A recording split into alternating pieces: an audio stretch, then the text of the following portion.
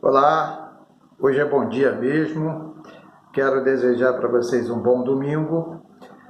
Não repare aqui a operação cirúrgica, né? Que o meu instrumento de trabalho agora mais constante, né? E isso mostra que o peso dos anos vão chegando e a gente começa a ter que precisar de alguns instrumentos para a gente poder continuar dando prosseguimento à nossa vida. Mas como eu disse, hoje é um dia de domingo, amanhã é de domingo, vocês estão vendo do jeito que eu estou, e eu venho sempre dizendo aqui que sou pastor. Imagino vocês que vocês podem estar pensando, mas o pastor não está na igreja? Não, hoje eu não estou na igreja, e eu pretendo durante este dia produzir um número maior de vídeos, até porque estou junto com alguns outros amigos dando prosseguimento a um projeto educacional e teológico. Isso significa que durante este ano as coisas vão estar bastante apertadas no que diz respeito a uma vida mais intensa, mais corrida. Então eu estou aproveitando, vou aproveitar durante este dia de domingo para deixar alguns vídeos, né, algumas conversas nossas encaminhadas, e durante o transcurso desse mês, né, que nós já estamos praticamente caminhando para a segunda metade do mês, hoje já são 13 de fevereiro, nós vamos ver como vamos proceder para que esse tipo de relação mais próxima, de uma conversa, de um bate-papo, não possa ficar, né, dentro de um vácuo, de um vazio. Então eu vou estar sempre, na medida do possível, procurando preencher esses espaços com esses bate-papos. E eu gostaria nesse primeiro vídeo, né, deste domingo, ainda em continuidade com aquilo que nós começamos a falar ontem sobre a Reforma Protestante, e uma coisa interessante que aconteceu na Reforma e que isso não era possível num mundo medieval, numa situação social, que é aquela tradicional pirâmide medieval entre o rei e a igreja, ou seja, o rei, o clero, a nobreza e os camponeses. Essa pirâmide impedia o acesso dos camponeses, evidentemente, a uma educação, a uma formação mais educacional. Eles eram praticamente servos que estavam a serviço desses nobres, que eram os homens que detinham, né, juntamente com o clero, a igreja, que detinham a posse da terra. Então a reforma, como eu disse, ela mexe com toda essa estrutura social e medieval que se encontrava, onde se encontrava a Europa, e ao mesmo tempo, até numa medida bastante visionária, né, a reforma religiosa acontece, e pensando na maneira como esse povo primeiro seria alfabetizado para poder entender do ponto de vista daquele princípio reformador de um sacerdócio universal. Ou seja, para você ser um sacerdote universal, você precisa ter consciência da sua cristandade, da sua fé, e você precisa tomar posse, se apropriar de determinados conhecimentos, se apropriar daquilo que é fundamentalmente a mensagem cristã. E para isso, obviamente, havia necessidade de se alfabetizar. O povo precisaria ser alfabetizado, né? Agora, ele seria alfabetizado como? Na língua medieval, que era o latim, por excelência? Não. Ele seria alfabetizado através da sua língua mãe, né? São povos de língua mater, são povos de origem germânica, né? Os alemães, holandeses, mas aqui especificamente a gente está querendo falar dos alemães. Então Lutero, né, primeiro em função de um papel religioso que a Escritura vai passar a ocupar e que não ocupava antes, né, Lutero viu a necessidade de colocar essa Escritura, a Bíblia, na mão do povo. Né? E ao mesmo tempo que ele vê essa necessidade, ele começa o seu projeto de tradução da Escritura e, por outro lado, né, os educadores vão usar este livro-texto para alfabetizar esse povo que não tinha acesso às letras. Tá? Então, é daí que surge, né, essa reviravolta, né, essa mudança de paradigma do ponto de vista educacional, do ponto de vista da formação, né, do povo, e isso foi de grande e fundamental importância na criação do próprio Estado alemão. Né? Foi importante, foi importantíssimo. Agora, pensando um pouco mais em termos de nossas experiências, né, nós que somos também, falamos que seguimos essa linha do protestantismo, né? Já houve um tempo, aí eu tô pulando alguns séculos, né, desde esse processo de reforma que aconteceu no século XVI na Europa, né? Eu estou aqui pensando, já estou aqui pensando na possibilidade, né, de que também, né, desde que foram criadas, surgiram as primeiras escolas bíblicas, e isso data lá de... não me recordo a data, me desculpe, mas isso começou em Londres, né? Começou na Inglaterra, as escolas bíblicas, né? E era no sentido de fazer com que as pessoas também, o povo, tivesse acesso ao aprendizado da Escritura, né? Essa tendência ela se espalhou pelo mundo protestante.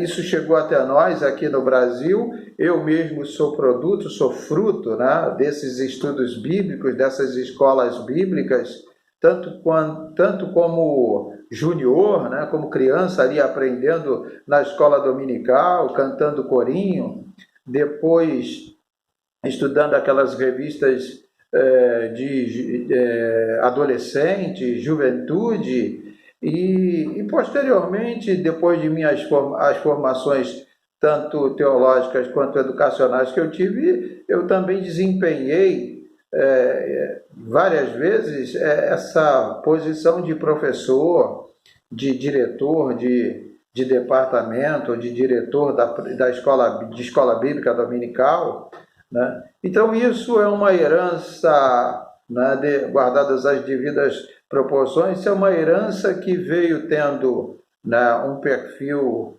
de transformações e de adaptações, mas isso começou lá na Reforma, né? Isso é uma herança da Reforma protestante, né? E que a gente, eu, por exemplo, eu olho com muito saudosismo essa época em que a minha mãe nos levava para a escola bíblica dominical, né?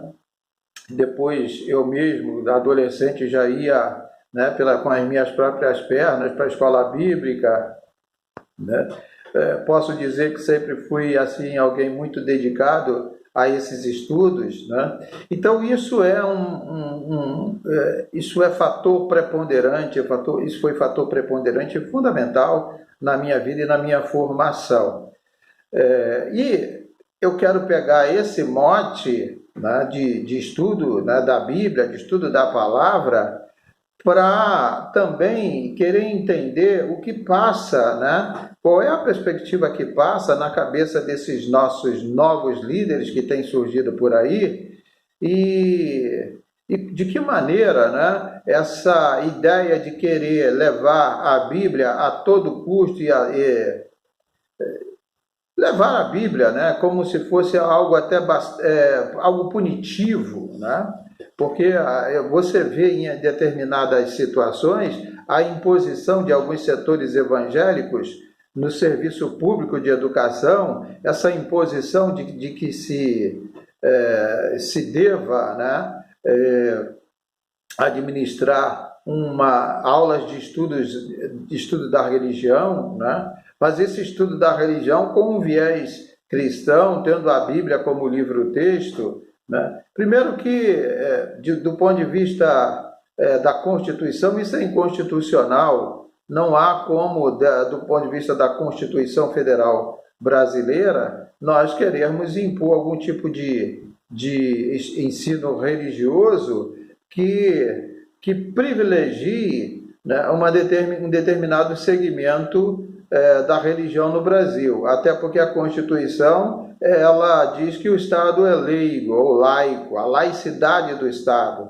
e qualquer outro seguidor ou adepto de qualquer outro tipo de religiosidade que não seja essa ligada com uma relação mais direta com a cristandade ou com o cristianismo, vai se sentir ofendido, primeiro, com desrespeito à Constituição, e segundo, porque é uma medida altamente impositiva. Ela é altamente impositiva. E, de certa maneira, esses líderes que tentaram e tentam a quase todo momento impor algum tipo de ensino religioso com esse viés de cristandade, ou de cristianismo, ou de protestantismo em locais públicos, chega a ser até um contrassenso, porque, como eu estava dizendo agora há pouco, eu sou produto de uma escola dominical. Eu sempre frequentei, desde a minha mais tenra idade, as escolas dominicais. E se tem uma coisa que hoje eu olho, quando eu olho para as igrejas, se tem um departamento dentro das igrejas que não é mais valorizado, é o departamento de escola bíblica, é o departamento de estudos bíblicos. Não há nenhum tipo de valor. Os próprios crentes não estudam a Bíblia nas suas igrejas. E aí os seus líderes se acham no direito de impor esse tipo de ensino num espaço público, né? Mesmo que seja, eu vou até lá mais além, mesmo que seja o espaço da prisão, né? Por isso que eu falei de uma ação punitiva, mesmo que seja o espaço da prisão, né?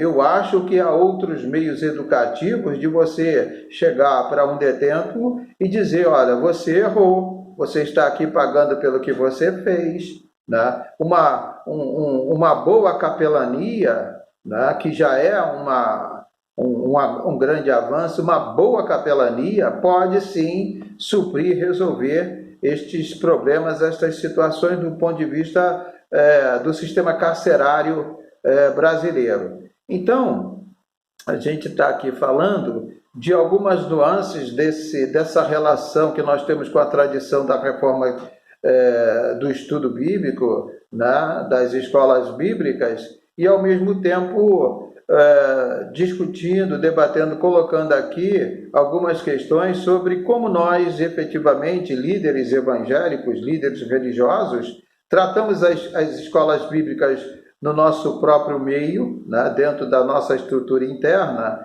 e, ao mesmo tempo, destacando aqui o desinteresse de boa parte dos nossos irmãos, né, pelo estudo da palavra. Também nós temos que olhar isso do ponto de vista de nossos problemas, e que, de certa forma, põe em xeque o sistema educacional brasileiro como um todo. Eu já pastoreei uma igreja em que havia analfabetos. Eu tive uma experiência ministerial em que eu pastoreei uma igreja que tinha analfabetos. E os que conseguiam ler não tinham essa capacidade toda de ler e interpretar um texto, né, que fosse a contento.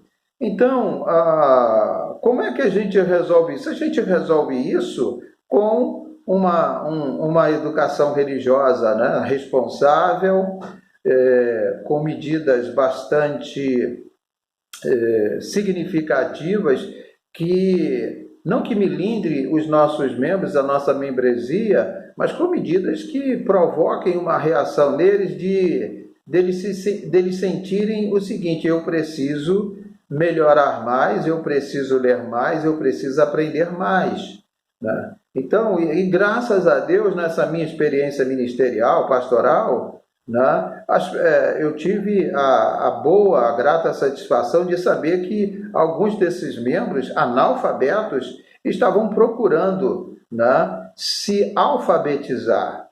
Alguns estavam, depois de alfabetizados, estudando, fazendo o EJA, né, estudando primeiro, segundo grau. Então, é esse tipo de situação que nós precisamos provocar, que nós precisamos ter em mente quando nós falamos ao nosso povo, né, até porque, senão nós vamos perder, né, ao nosso público. Eu não estou nem falando aqui de clientela, nós perdemos o nosso público se nós não somos capazes de promover, né, esse interesse do povo de Deus pelo estudo da palavra, por um estudo bastante crítico, substancial e que promova assim o crescimento espiritual, mas também cultural, né, e social dos nossos membros da nossa membresia. Então nesse vídeo aqui eu vou parar por aqui, mas na sequência a gente vai continuar conversando sobre alguns outros problemas e situações que nos cercam nessa nossa aventura, né, de crentes, de membros de igreja, de protestantes, de evangélicos, nesse Brasil tão grande, mas que é o nosso Brasil, a nossa pátria, a pátria que nós amamos e que queremos ver cada vez mais livre, né, e abençoada por Deus. Obrigado, Deus abençoe.